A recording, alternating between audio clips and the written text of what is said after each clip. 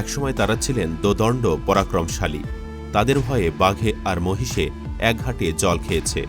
একবার তাদের সান্নিধ্য পাবার জন্য ব্যাকুল থাকত হাজার হাজার চেলাপেলারা। কিন্তু এখন তারা একা, যেন নিজের ছায়াও পাশে নেই। তাদের আপা এখন ভারতে বন্দি জীবন কাটাচ্ছেন। এমনকি নিকটাত্মীয়রাও সরে গেছেন দূরে। যাদের এই অবস্থা তাদের অনেকেই রাজনৈতিক দলের বড় নেতা। কেউ সাবেক মন্ত্রী, প্রতিমন্ত্রী, উপমন্ত্রী, কেউ ছিলেন জাদরেল আমলা। আইনশৃঙ্খলা রক্ষাকারী বাহিনী ও বিচার বিভাগে একসময়ের দোদণ্ড প্রতাপশালী পদস্থ কর্মকর্তাও আছেন তাদের মধ্যে। কেউ কেউ ছিলেন সাবেক প্রধানমন্ত্রীর উপদেষ্টা। তারা সবাই ঢাকা কেন্দ্রীয় কারাগারে বন্দী। কারাগারের চার দেয়ালে বন্দী অবস্থায় কিভাবে কাটছে তাদের দিন, কেমন আছেন তারা, তা নিয়ে বিস্তারিত আলোচনা করব আমাদের আজকের ভিডিওতে। চলুন তাহলে একে একে দেখে নেওয়া যাক কারাগারে চার দেয়ালের মধ্যে কেমন আছেন ভিআইপিরা। Number 1, Salman F Rahman. Bank থেকে ঋণ নিয়ে ফেরত না দেওয়ার যত কৌশল আছে তার সবগুলোই প্রয়োগ করেছেন দরবেশ খ্যাত সালমান এফ রহমান। খেলাফি ঋণ পুনঃতফসিল করার নতুন নিয়ম তৈরি করতে বাংলাদেশ ব্যাংকে বাধ্য করেছিলেন তিনি। ঋণের টাকা ফেরত না দিয়ে রাষ্ট্রায়ত্ত জনতা ব্যাংককে বড় ঝুঁকিতে ফেলেছে সালমান এফ রহমানের বেক্সিমকো গ্রুপ। দেশের ব্যাংক ও আর্থিক প্রতিষ্ঠানগুলোতে সালমান এফ রহমানের সঙ্গে যুক্ত প্রতিষ্ঠানগুলোর ঋণের পরিমাণ 36,865 কোটি টাকার ওপরে। তাই সালমান এফ রহমানকে বাংলাদেশের ঋণ খেলাফের জনক হিসাবে আখ্যা দিয়ে থাকেন অনেকেই।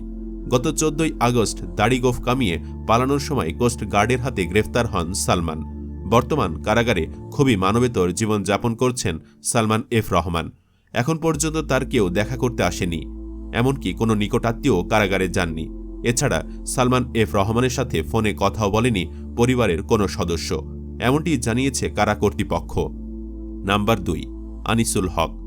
সাবেক আইনমন্ত্রী আনিসুল হক, দরবেশের সাথে তিনিও পালাতে গিয়ে আটক হন। জানা গেছে কারাগারে জিজ্ঞাসাবাদে তিনি দেশে অনাকাঙ্ক্ষিত পরিস্থিতি তৈরির জন্য দায় চাপাচ্ছেন সাবেক স্বরাষ্ট্রমন্ত্রী আসাদুজ্জামান খান কামাল ও আওয়ামী লীগের সাধারণ সম্পাদক সাবেক সড়ক পরিবহন ও সেতুমন্ত্রী ওবায়দুল কাদেরের ওপর। আনিসুল হক কারাগারে কেমন আছেন জানতে চাইলে সংশ্লিষ্ট এক কর্মকর্তা যুগান্তরকে বলেন, সকালে দেরিতে ঘুম থেকে ওঠেন আনিসুল, তবে মাঝে মধ্যে তাকে নামাজ পড়তে দেখা যায়। চা নাস্তা খাওয়ার পর কিছুক্ষণ হাঁটাহাঁটি করেন, গল্প গুজব করেন, পত্রিকা পড়েন। মাঝে মধ্যে তিনি লাইব্রেরি থেকে বই নিয়ে পড়েন।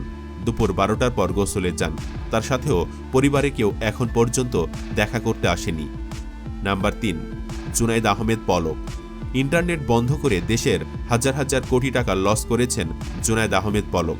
দুশ্চরিত্র দুর্নীতিবাজ এই মন্ত্রী 6 আগস্ট হজরত শাহজালাল আন্তর্জাতিক বিমানবন্দর থেকে আটক হয়েছেন। কয়েক দফা রিমান্ড শেষে তিনি এখন ঢাকা কেন্দ্রীয় কারাগারে বন্দী। জানা গেছে কারাগারে তিনি একটি খাট এবং চেয়ার টেবিল পেয়েছেন। যেহেতু তিনি ডিভিশন প্রাপ্ত আসামি, তাই তিনি বিশেষ কিছু সুযোগ সুবিধা পান। সকালে রুটি সবজির সঙ্গে খেতে জেলি পান। সাধারণ বন্দীদের জন্য চায়ের ব্যবস্থা না থাকলেও জুনায়েদ আহমেদ পলককে চা দেওয়া হয়। সাধারণ বন্দীরা মাছ মাংস পান এক বেলা, কিন্তু ডিভিশন প্রাপ্ত বন্দীরা 2 বেলা মাছ মাংস পান, কিন্তু পরিমাণ সবার জন্য সমান। সূত্র জানায় জুনায়েদ আহমেদ পলক কারাগারে কাজের লোকও পেয়েছেন। কাজের লোক এক ধরনের সেবক হিসাবে কাজ করেন। তিনি জুনায়েদ আহমেদ পলকের কাপড় ধুয়ে দেন, খাবার সংগ্রহ করে দেন, প্লেট ধুয়ে দেন, এছাড়া আনুষঙ্গিক কাজ করে দেন।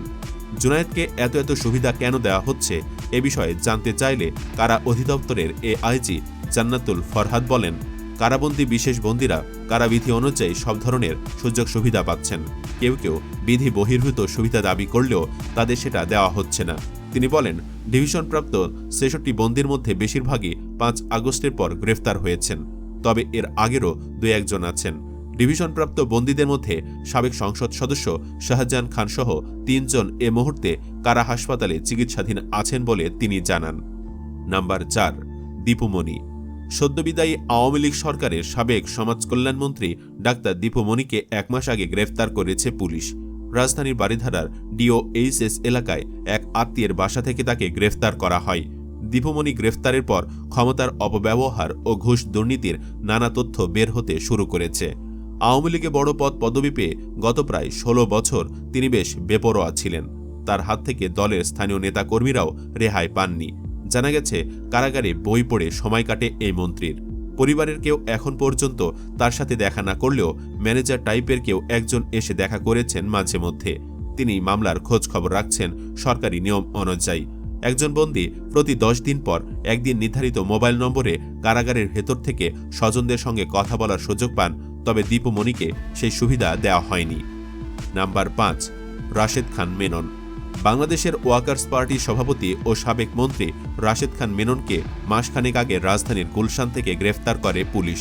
তার গোটা রাজনৈতিক ক্যারিয়ারই ছিল নানা দুর্নীতি আর অপকর্ম দিয়ে ভর্তি।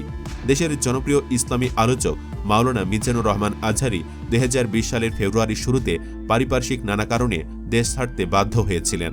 তার দেশ ছাড়ার পর জাতীয় সংসদে দেওয়া ভাষণে ক্ষোভে ফেটে পড়েছিলেন ওয়ার্কার্স পার্টির সভাপতি রাশেদ খান মেনন। মিজানুর রহমান আজহারি কি করে নির্বিঘ্নে মালয়েশিয়া চলে গেলেন তা নিয়ে প্রশ্ন তুলেন। জানা গেছে বর্তমান কারাগারে একাকী জীবন কাটাচ্ছেন মেনন। পরিবার থেকে কেউ সেভাবে খোঁজও রাখেনি এই নেতার। তবে মাঝে মধ্যে কারাগার থেকে ফোনে পরিবারের সঙ্গে যোগাযোগ করেন বলে কারাসূত্রে জানা গেছে। নাম্বার 6, হাজী মোহাম্মদ সেলিম। আওয়ামী লীগের সাবেক সংসদ সদস্য হাজী মোহাম্মদ সেলিমকে 1 সেপ্টেম্বর গ্রেফতার করে পুলিশ। এদিন দিবাগত মধ্যরাতে পুরান ঢাকার বংশাল এলাকা থেকে তাকে গ্রেফতার করা হয়। হাজী সেলিম ও তার স্ত্রী গুলশান আরার বিরুদ্ধে জ্ঞাত আয় বহির্ভূত সম্পদ অর্জন এবং সম্পদের তথ্য গোপনের অভিযোগে 2007 সালের 24 সেপ্টেম্বর মামলা করে দুদক। বিচারিক আদালত 2008 সালের 27 এপ্রিল ওই মামলার রায় দেন। রায়ে হাজী সেলিমের 13 বছরের কারাদণ্ড হয়। কারাগারের একটি সূত্রে জানা যায়, সকাল সকাল ঘুম থেকে ওঠেন সেলিম। এরপর দৈনিক নিয়ম করে পত্রিকাও পড়েন। এছাড়াও নানা ধরনের বইপত্র পড়ে সময় কাটান এই দুর্নীতিবাজ নেতা।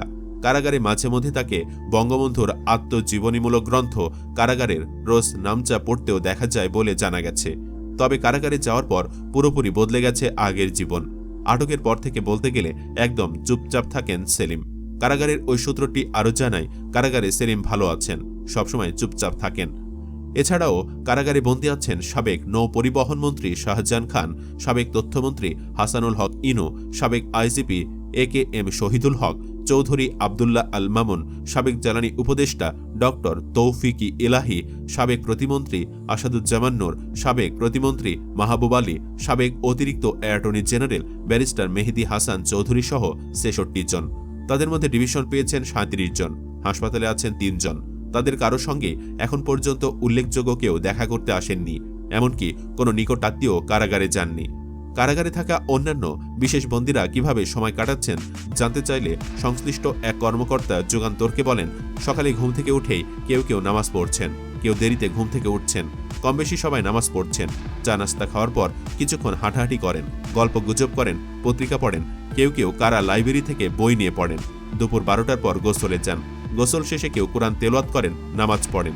বিকালে নির্ধারিত প্যালেসে হাঁটেন। সুপ্রিয় দর্শক, অনেকে দাবি তুলেছেন এসব আওয়ামী নেতাদের যেন ট্রাইব্যুনাল গঠন করে দ্রুত বিচারের মুখোমুখি করা হয়।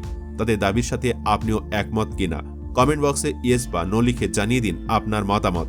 ভিডিওটি ভালো লাগলে লাইক ও শেয়ার করুন। চ্যানেলটি এখনো সাবস্ক্রাইব করে না থাকলে সাবস্ক্রাইব করুন। ধন্যবাদ।